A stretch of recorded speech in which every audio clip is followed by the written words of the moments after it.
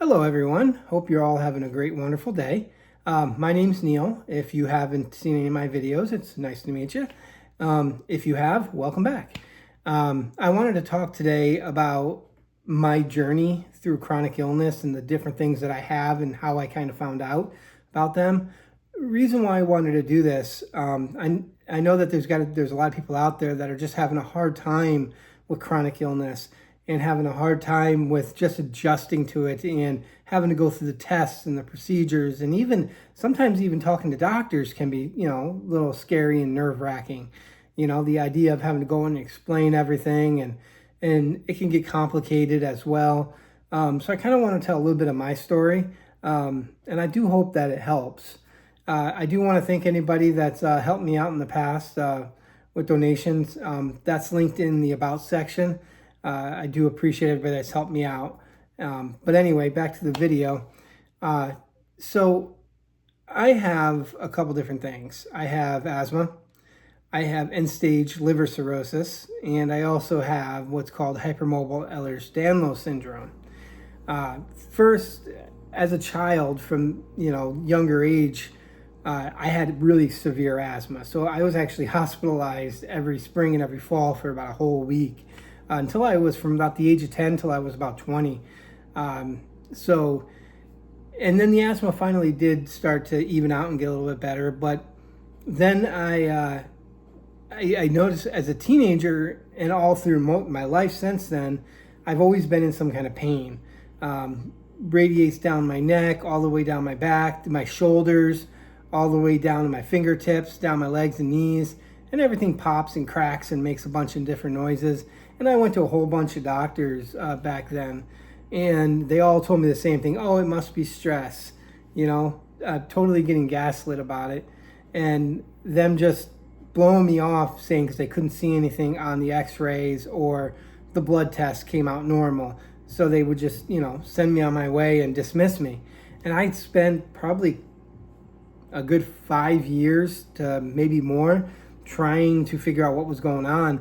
Eventually, I just decided that everybody must be in pain almost every day. Everybody must be going through this. It must be normal. I actually convinced myself that everybody in almost every day of their life is in some sort of pain. And that's just not true. It took me a long time to find out the actual truth and what I had. But later on, about 2020, 2022, so about 3 years ago, I was diagnosed with end-stage liver cirrhosis. I did drink for about 2 years at that time, before that anyway. I didn't actually have a drink for 14 years prior, not even a drop. And I wound up going through some hard situations, and I turned to alcohol for a crutch. And I did definitely drink more than I should have. And when these things started happening, my legs swelled up, and my abdomen got big. I lost my muscle mass. My face got super skinny. I was also throwing up constantly. And then eventually what happened, I stopped being able to breathe. It was very hard to breathe. I couldn't walk 10 feet without just gasping for air. And that went on for about 2 weeks because I was like, oh, it must be a bronchitis or something. And meanwhile, I kind of knew what was going on. I noticed that my eyes were starting to turn yellow, and with the muscle mass and everything like that. So I finally decided to go into the doctor, and I went in, and they diagnosed me. They said, you're in liver failure, and they had to transfer me to the local liver hospital at the time. And they went in and did what's called a paracentesis, which is pulling fluid out of your stomach, and then a thoracentesis, which is pulling the fluid out of your lung. And they do that with a long needle connected to a rubber hose that they poke in there, and then they kind of move that hose around and they pull that fluid out. I had 2.5 liters in my right lung of fluid, and I had 4.5 in my stomach. So needless to say, once they got that out, I was actually able to sleep again, which was great. But I had spent a good 10 days in the hospital that time. They let me go, and they didn't really tell me much. They didn't explain what the dangers are. They didn't explain, what kind of life expectancy I can be or how bad it really is. It was just, here's a couple medicines, come on back in a month and we'll talk to you. And even that visit was almost no information, and I didn't even know the questions to ask at the time. I had no idea. I didn't think it was that serious. And then I kept on getting admitted. My right lung kept filling up with fluid over and over and over again. And when it was filling up with fluid, they were checking the fluids and they were doing cultures. And twice it wound up coming back as gram-positive infection, which is like a staph infection. So I wound up in the hospital those times again and on IVs and stuff. And then eventually the lung just kept filling up. So they put a chest tube in, and I spent about 45 days in the hospital that time, which really, really can drain on you. I mean, that's a month and a half stuck in one room in the hospital. And I had no energy at the time, and they gave me about 90 days to live at that time. And then they also turned me down for a liver transplant because I didn't have a support system that would be there and be willing to take care of me and so on and so forth. I didn't have any of that. So I was turned down for it. So finally, the lung kind of stopped leaking into it and things started calming down. So I got to go home. I did the process of moving, trying to find with somebody to be able to have that support system, but that didn't work out the way expected. But anyway, so that was going on, and I had, in the process of all that, I had about 5 thoracentesis, which is the lung being drained, and then I had about 2 or 3 paracentesis, which is the stomach being drained. Plus, I had varices. Varices are swollen veins, and they become very brittle, and they can break really easy depending on where they are. And normally they do an EGD where they go down your throat and they inspect the esophagus. And I've had about 8 of those varices binded in the past. There's a lot of scar tissue in there too from it. So finally things started to even out, but I still have bouts with ammonia messing with my head and stuff like that. I tried to go back to work again, but then I kept on winding up in the hospital because my legs kept filling up with fluid because I was on my feet too much and everything. So I went through that process. And then the swallowing issue, I have a problem. And it's been going on for actually probably before the liver and the drinking and all that stuff. But it was small. It really wasn't that big of a deal. Every time I swallow food, I had to drink a lot of water with it to push it down. Then eventually got to the point where the food, not even water, was working. So what was going on, what we finally found out, is my esophagus is grabbing and squeezing and not letting go. It's like a communication issue. It's not getting the right signals to it. And also the door to the stomach, the sphincter muscle, and the esophagus and the stomach, that wasn't opening proper either. So at this point in time, I got thinking, this doesn't make any sense. And I also, before I was diagnosed with liver disease, I wound up with 3 hernias. 2 of them are groin hernias, which isn't really common in liver disease. So I never understood why those just showed up. And, all these things were coming to my mind. I'm going, this doesn't make any sense. I've got liver disease, but now I've got this issue swallowing, these hernias, and a bunch of other little stuff. And I started doing some research to see what could possibly be connected that would affect all of them. And I actually came across a TikTok talking about the hypermobile Ehlers Danlos syndrome. And every last thing they talked about was a check mark. Remember what I said about I was in pain all the time from a teenager until still to this day? That's all part of Ehlers Danlos syndrome. And that is a connective tissue disorder. And that, all your joints and everything has connective tissue. It's collagen. Collagen is the protein that affects these different connective tissues. And you have them inside, you have them in your skin, you have them on your elbows and knees and anything that really moves. And so finally I got to talk to my doctor, and I have an awesome doctor, my normal regular doctor.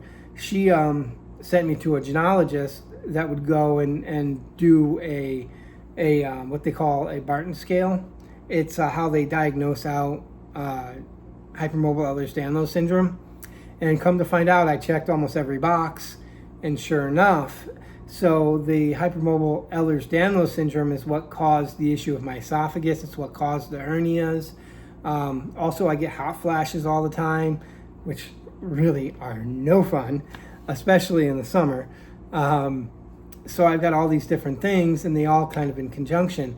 I finally wound up having to get a feeding tube put in. They put a temporary one in my nose at one point, and I got extremely malnourished. I went 10 days without being able to eat, and it took them so long to be able to. I came on a Tuesday morning, and they put the tube in my nose the following Monday. So all that whole time I hadn't eaten. I didn't eat 3 days prior for 3 days before that because I couldn't. Everything would just throw back up instantly. And so this process was just so tiring. And then, I've been dealing with this for about 2 years. 2 years ago, they did all these tests and found out that the stuff wasn't going down, sent me to the specialist, which is the same place as my liver doctor. They did the test, but they did one of them wrong, which I knew they did. I even expressed that to the doctor, and they're like, oh, well, everything's fine. So then it just kept going worse and worse and worse. And the worst thing is losing your ability to be able to put those proteins back into your body when you have liver disease. That wore me down. That time that I was hospitalized for that 10 days, I was hallucinating. I was talking to people that weren't there. I had a mental break where the only thing through my mind was go. I gotta go. There was no normal thought process. I was paranoid, and I was yelling and screaming, and it was so embarrassing because it's not, that's not me. And that was actually from the liver disease, the encephalopathy, the hepatic encephalopathy, which is basically ammonia poisoning in your brain. And I hadn't been able to take my medicine for so long, so it just snowballed up. And, that was a scary time. I actually didn't think I was going to make it through that because I was dehydrated. I was hallucinating. Every time I fell asleep, my body would jerk me back awake. It was a horrible experience. But I did make it through it, and I'm all the stronger for it. I look back at that bad experience, and I was really upset at the time because, it really did bother me.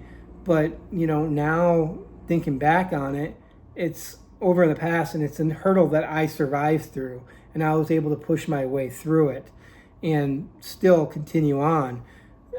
So finally, they had to do surgery to do this G-tube to put into my stomach. But they had to do the surgery by cutting me open because my stomach is covered in all different varices. And remember what I said about having hypermobile Ehlers-Danlos syndrome being a connective tissue disorder? Collagen is about 30% of the protein that's used in your body is collagen. So if your liver is down and isn't producing proteins, now that's going to get even worse too, and that causes more issues. So it's kind of a double-edged sword in a way. But on the other side of it, the connective tissue being weak allowed my organs to move and separate a little bit and allow for extra varices to grow, so that it took the pressure off my liver, which is a good thing, except for the varices are very large inside of me.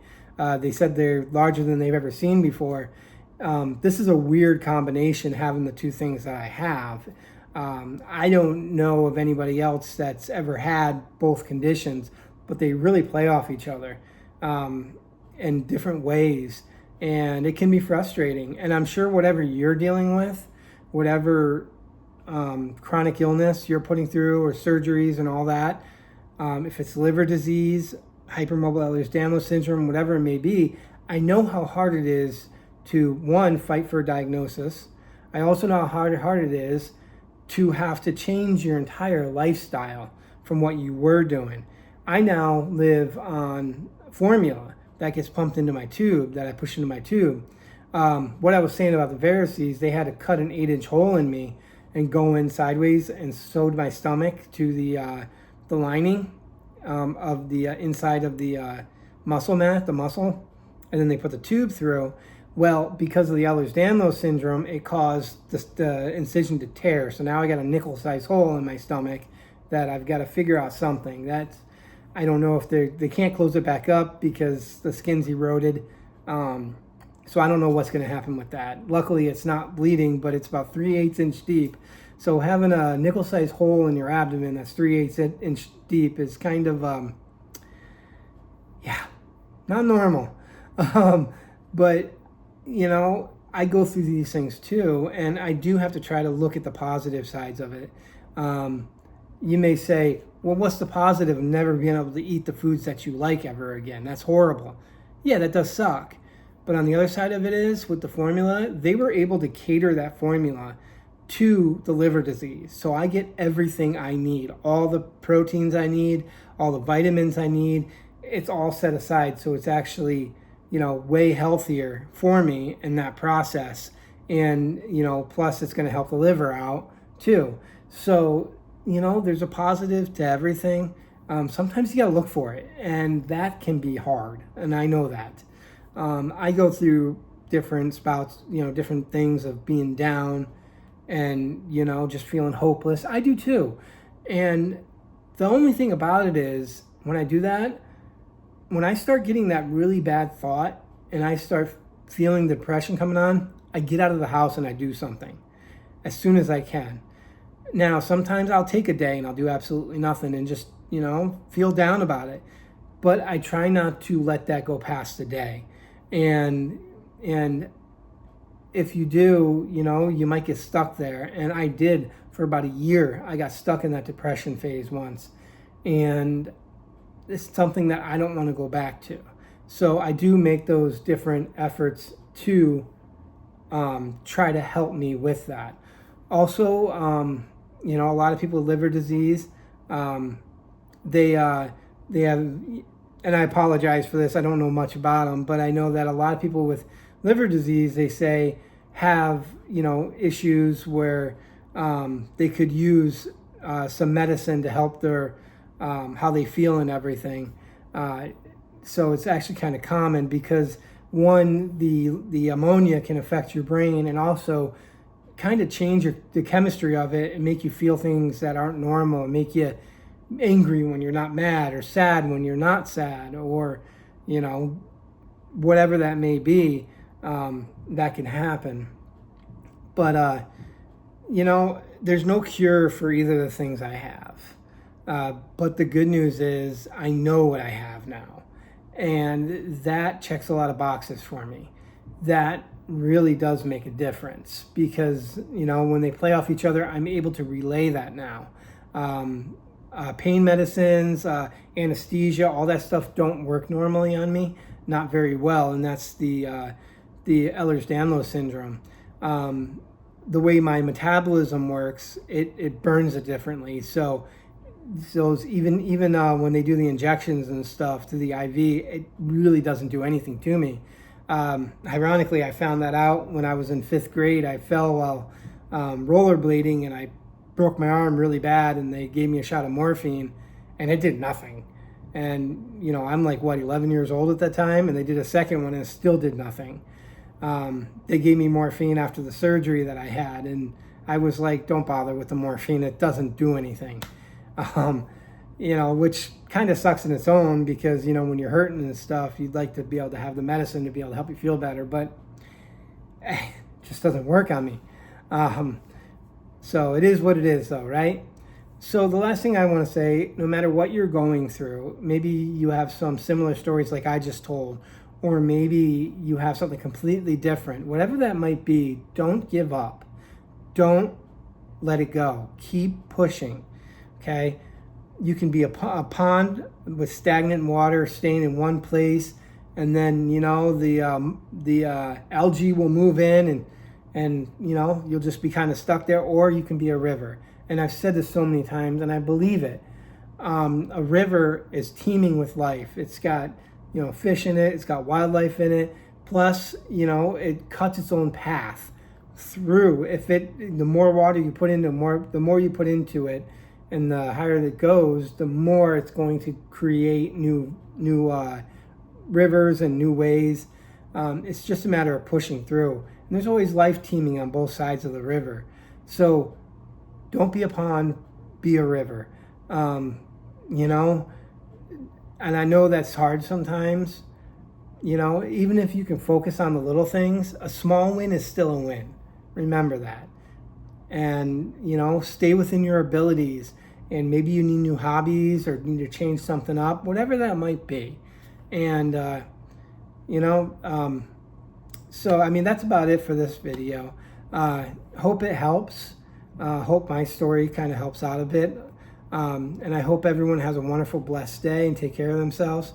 Once again, if you liked what you saw, please hit a like to the video and send me a follow. Thank you, and everybody have a wonderful, great day.